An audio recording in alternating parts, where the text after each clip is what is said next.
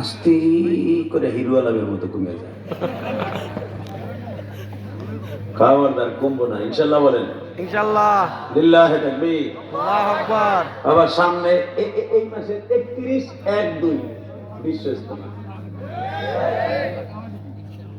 মনে থাকবো প্রথম পর্বে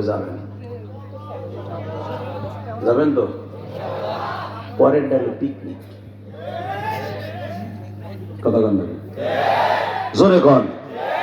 পরেরটা কি? আরো জোরে জোরসে বলো। জোর হলো না।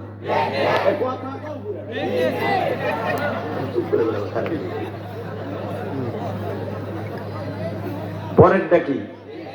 জোরে কন। আলেম ওলামা জিন্দাবাদ। আলেম ওলামা জিন্দাবাদ বলেন। আলেম ওলামা জিন্দাবাদ। আলেম ওলামা জিন্দাবাদ। আলেম ওলামা।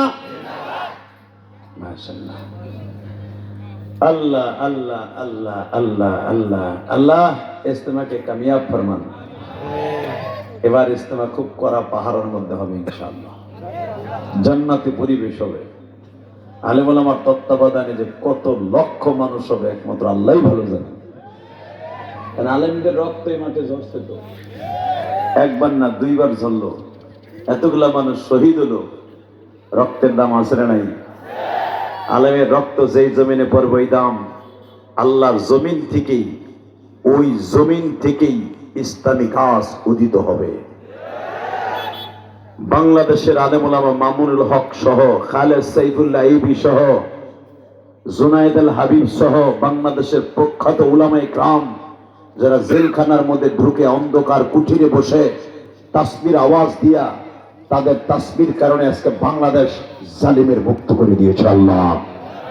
এটা ঠিক না বেঠে? মনে রাখতে হবে, বাংলাদেশের যতবার আলেম ওলামার চোখের পানি পড়বে, রক্ত ঝরবে, ওই দেশে ইসলাম কায়েম হবে ইনশাআল্লাহ। করলে কোরআনের বিরুদ্ধে, আল্লাহর বিরুদ্ধে যারাই কথা বলবে ওরাই একদিন শেষ হয়ে যাবে। বলেন তো, আল্লাহর বিরুদ্ধে, কোরআনের বিরুদ্ধে যদি কেউ কথা বলে, আমরা জীবন দিতে প্রস্তুত আছি না নাই? আছে।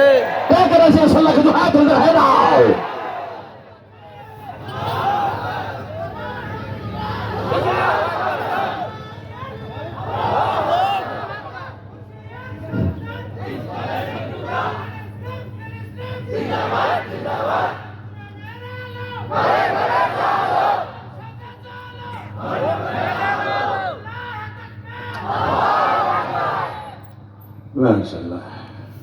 খাড়াই করে দিবেন, গিরে মিরে ভালো থাকবো।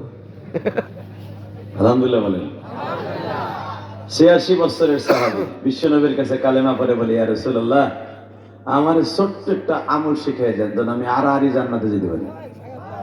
আমি পেঁয়াজ গোস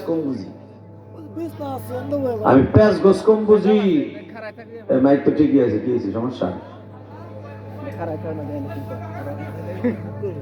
এই কমিটির বাইরে তোরা মোবাইল সরা মাইকের কাছ থেকে। আরে কোন বিপদে বললাম রে আজকে। এইটা কার এই যে এই দামাটা কার? এই এই চাপে করা একটু হুজুর ভাই। এই যে মাইক আওয়াজ হইতেছে। এই তোমার মাইকে আউট সাউন্ড হইতেছে। আওয়াজ দিলে শুনবেন, মনে ধরে গান লাগবে। আল্লাহ জোরে কোন আল্লাহু আকবার। হাত দুটো উঠাই আল্লাহর জোরে একটা ডাক দেন তো, ডাক দেন। দেন আরো জোরে ডাক দেন, ডাক দেন, ডাক দেন, ডাক দেন, ডাক দেন, ডাক দেন, ডাক দেন, ডাক দেন, ডাক দেন, যুবক ডাক দেন, ডাক দেন। আল্লাহ এই ডাকগুলো আপনি কবুল করেন। আল্লাহ দুনিয়ার করে বাদশারে ডাক দেন, আপনারে ডাক দিছে, এদেরকে আপনি মায়া করে জীবনের গুনাহ মাফ করে দেন। আমিন।